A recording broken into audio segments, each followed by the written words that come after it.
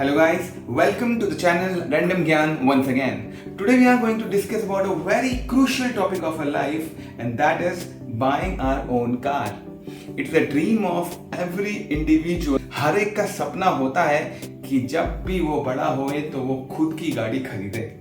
अब प्रॉब्लम क्या होती है? Whenever we go for this decision that we need to buy a car, we are often faced by a dilemma that whether we should go for a petrol car or we should buy a diesel car. और मैं आपको बता दूं, जब भी ये option हमारे सामने आता है तो सबसे पहली चीज जो हमारे दिमाग में आती है वो आती है माइलेज कितना दे रही है गाड़ी, और उसके बाद कॉस्ट गाड़ी की, एंड देन पेट्रोल या फिर डीजल का प्राइस क्या चल रहा है. तो क्योंकि डीजल गाड़ी जो होती है उसकी माइलेज ज़्यादा होती है और जो कॉस्ट होता है डीजल का, the cost of diesel is also quite less as compare to petrol. So people often think that they should buy a diesel car. But is that so, guys? Is this the reality? No.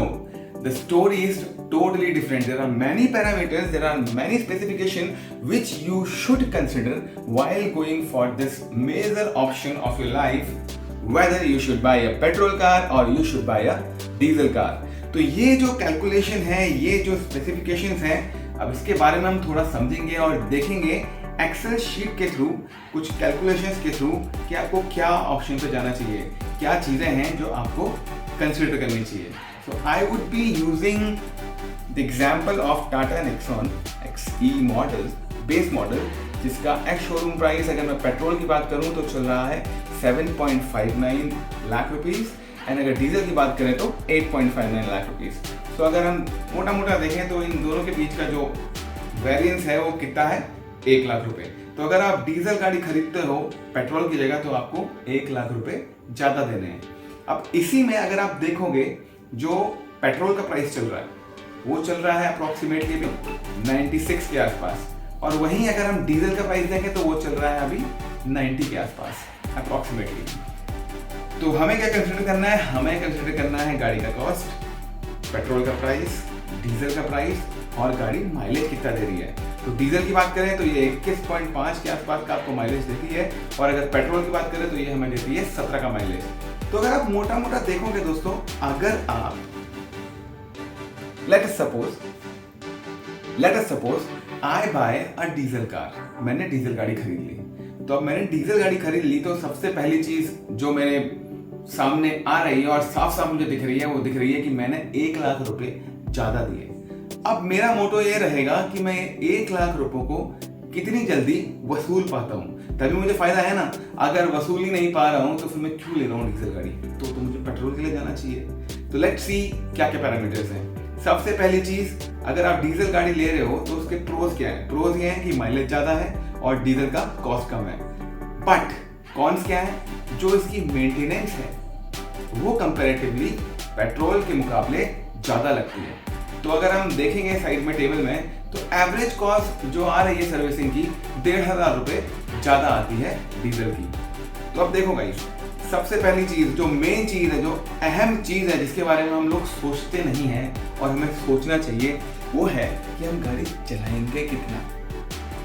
अब अगर मैं अपनी बात करूँ, मुझे पता है कि मुझे डेली 20 किलोमीटर से ज़्यादा गाड़ी नहीं चलानी है. तो अगर मैं देखूँ, अगर मैं 20 किलोमीटर डेली चला रहा हूँ तो महीने का अगर हिसाब लगाएं तो मोटा मोटा 600 किलोमीटर में गाड़ी चलाऊंगा, है कि नहीं? चलो 150 किलोमीटर एक्स्ट्रा लगा लो, कहीं घूमने चले गए, कहीं कुछ चले गए, तो टोटल 750 किलोमीटर में गाड़ी चलाता हूँ मंथली. तो अगर मैं 750 किलोमीटर गाड़ी चलाता हूँ तो एज कम्पेयर टू पेट्रोल, अगर मैंने डीजल गाड़ी खरीदी हुई है तो जो मेरी मंथली सेविंग होगी वो कम से कम 1000 रुपये के आसपास आएगी. ठीक है. अब इसी 1000 रुपये को आप एक्स्ट्रापोलेट करो और देखो कि 1 लाख रुपए आपके कितने टाइम पे बनेंगे. तो मोटा मोटा अगर आप देखोगे, आपको जो 1 लाख रुपए आपने पेट्रोल के मुकाबले ज़्यादा दिए हैं डीजल गाड़ी में, उस तक पहुंचते पहुंचते 8 साल लग रहे हैं. तो 8 साल में तो दोस्तों आप वो 1 लाख रुपए ही वसूल पा रहे हो, और उसके बाद के जो 2 साल हैं उसमें आप थोड़ा बहुत प्रॉफिट ले लोगे. 1000 रुपये महीना भी अगर आप ले रहे हो तो टोटल मोटा मोटा 24,000 रुपये आपने बचत करी. तो क्या ये डिसीजन सही है कि आप डीजल गाड़ी ले रहे हो? तो अगर मैं सिर्फ इतने ही बहुत ही कम किलोमीटर चलाने वाला हूँ अपनी गाड़ी के द्वारा, तो मुझे जाना चाहिए पेट्रोल की तरफ, क्योंकि अगर मैं डीजल की तरफ जाऊंगा तो डीजल की कॉस्ट को वापस लेने में ही मुझे बहुत ज़्यादा टाइम लग जा रहा है। बट वहीं अगर मान लो आपका डे का 100 किलोमीटर्स है, आप 100 किलोमीटर एक दिन में गाड़ी चला रहे हो, तो मोटा मोटा महीने के आपके हो गए 3000 किलोमीटर। तो अगर आप 3000 किलोमीटर चला रहे हो, तो अगर आप एक शीट में देखोगे तो आपके 1 लाख रुपए 2 साल में ही वसूलोगे दोस्तों।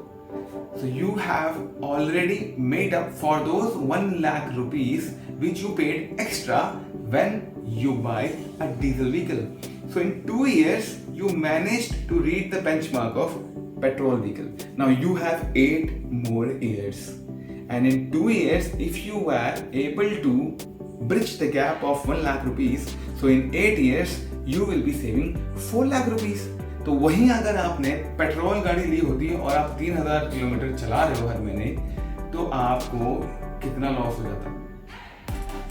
4 लाख रुपए का लॉस हो जाता। तो वहीं अगर आपने डीजल गाड़ी ली हुई है तो आप 4 लाख रुपए बचा रहे हो।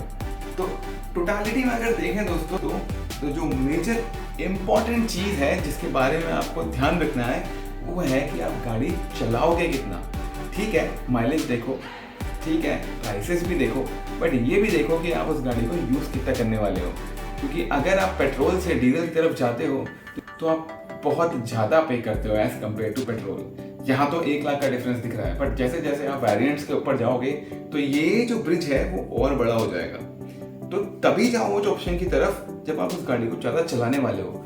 क्योंकि अगर आप ज़्यादा चलाओगे तो आप बहुत जल्दी उस ब्रिज को कवर कर लोगे। बट वहीं अगर आपकी यूटिलिटी ही कम है तो don't go for diesel vehicle, just go for petrol vehicle, क्योंकि वहां आपको ज्यादा फायदा होगा। वैसे अब हमारे पास काफी सारे ऑप्शंस आ चुके हैं, वी हैव सीएनजी आल्सो और इलेक्ट्रिक भी आ रहा है। बट अगेन इनमें भी सेम चीजें देखो दोस्तों, काफी सारे स्पेसिफिकेशंस भी हैं। किसी किसी को पावर ज्यादा पसंद है, किसी किसी को टॉर्क ज्यादा पसंद है। तो अगर आपको टॉर्क ज्यादा चाहिए तो डीजल के लिए जाओ, पावर ज्यादा पसंद है तो पेट्रोल के लिए जाओ। तो एवरीबडी हैज हिज और her own requirements. But money point of view से अगर देखें तो जो चीज़ मैंने आपको बताई वो चीज़ जरूर कंसिडर करना। बाकी अब देखो, अगर आपको मनी का इशू नहीं है, कुछ और पैरामीटर्स आपको ज़्यादा पसंद है, तो obviously you will go for other options. तो उसके लिए आपको कोई नहीं रोक रहा है। Similar thing goes for CNG and electric. अगर सीएनजी का भी प्राइस अगर हम देखें तो धीरे धीरे डीजल की तरफ बढ़ रहा है। तो before going for CNG also do try these calculations. I will be sharing this Excel sheet in the description below. Just go through it, mingle with the values, change the values, अलग अलग options की values डाल के देखो, calculate करो और देखो आपको क्या बेस्ट सूट कर रहा है, एंड उसी के हिसाब से अपनी गाड़ी बाई करो। बिकॉज गाड़ी बाई करना is a big decision, not for all but majority of the people जो गाड़ी लेते हैं वो यही सोच के लेते हैं कि ये उनका एक मेजर एसेट है। तो अपना जो मेजर एसेट लेना है थोड़ा सोच के लो, ऐसे ही मजे मजे में मत ले लो। That's all guys, thank you, bye bye, take care.